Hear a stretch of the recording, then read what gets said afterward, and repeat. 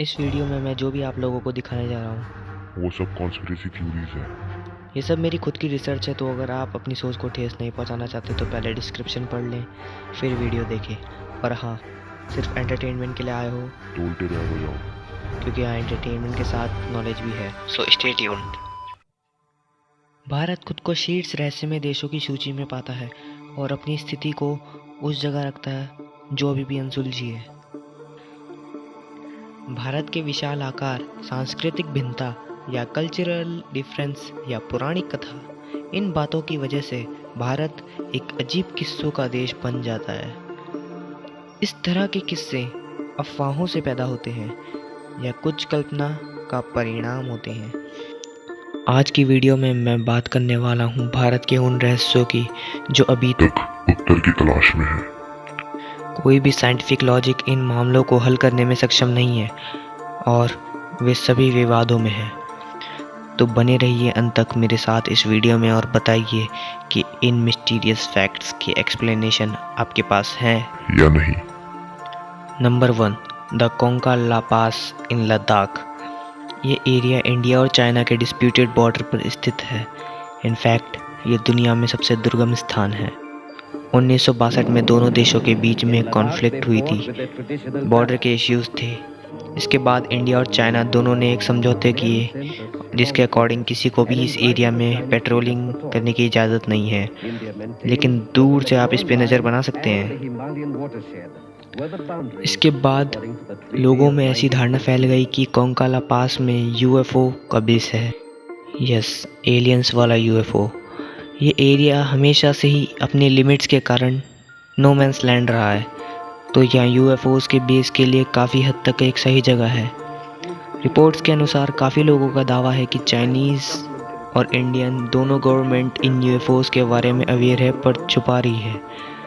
सन 2006 में Google maps ने भी दुनिया को कुछ इमेजेस से इंट्रोड्यूस कराया था जो कि कुछ हद तक एयर मिलिट्री फैसिलिटीज़ की तरह लग रही थी, पर आज तक ये मुद्दा मिस्टीरियस और अनएक्सप्लेनेबल है। Number 2, mass bird suicide, Jatinga Assam. Jatinga Assam का एक छोटा सा गांव है और यहाँ के लोग एक ऐसी घटना को एक्सपीरियंस करते हैं जो अभी तक मिस्टीरियस है। यह घटना है मैस बर्ड सुसाइड की, यानी कि एक बहुत ही बड़ी मात्रा में पक्षियों का सुसाइड करना। यह घटना हर साल सितंबर और नवंबर के महीनों के बीच होती है। सैकड़ों लोकल और माइग्रेटरी बर्ड्स उड़ते हैं और सीधे सीधे बिना किसी रीज़न के बिल्डिंग और पेड़ों में अपने आप को क्रैश कर लेते हैं। Weird, right? ये फिनोमेना अभी भी साइंटिस्ट द्वारा सॉल्व की जानी बाकी है। लोकल्स का मानना है कि बुरी आत्माओं की करतूत है ये सब। ये जटिंगा का एक क्रीपी डेस्टिनेशन बनता है जहाँ लोगों के लिए एक रहस्य उनका इंतज़ार करता है। आपका क्या कहना है इसके बारे में? मुझे कमेंट करके ज़रूर बताना। Number 3, lake of skeletons, Roopkund. Uttarakhand के चमोली में एक लेक है, समुद्र तल से लगभग 16,500 फीट की ऊंचाई पर है और इसे कंकालों की झील के नाम से भी जाना जाता है, यानी लेक ऑफ स्केलेटन्स।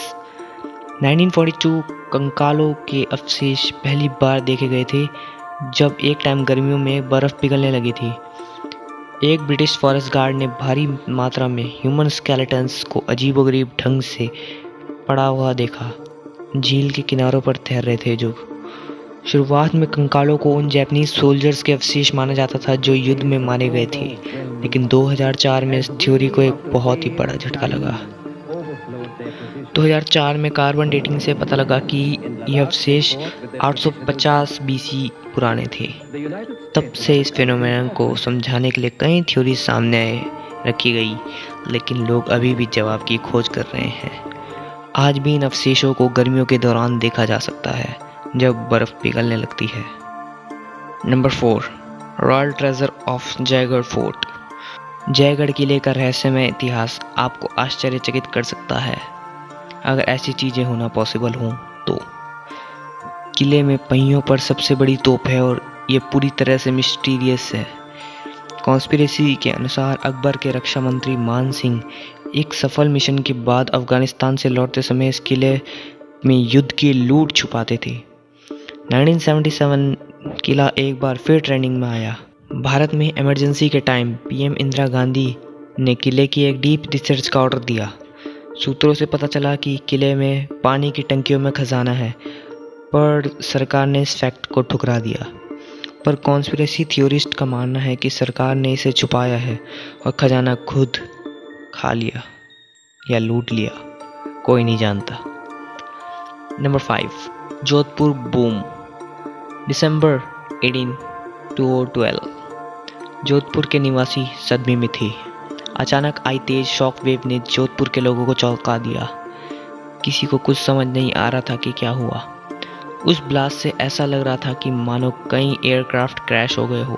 शहर के लोग टेंशन में आ गए और इधर उधर पूछने लगे क्या हुआ, लेकिन किसी को कुछ भी दिखाई नहीं दिया। कोई एयरक्राफ्ट क्रैश नहीं हुआ और कोई ब्लास्ट नहीं हुआ। इसलिए इस मिस्टीरियस जोधपुर बूम के लिए गवर्नमेंट और साइंस की तरफ से खामोशी है।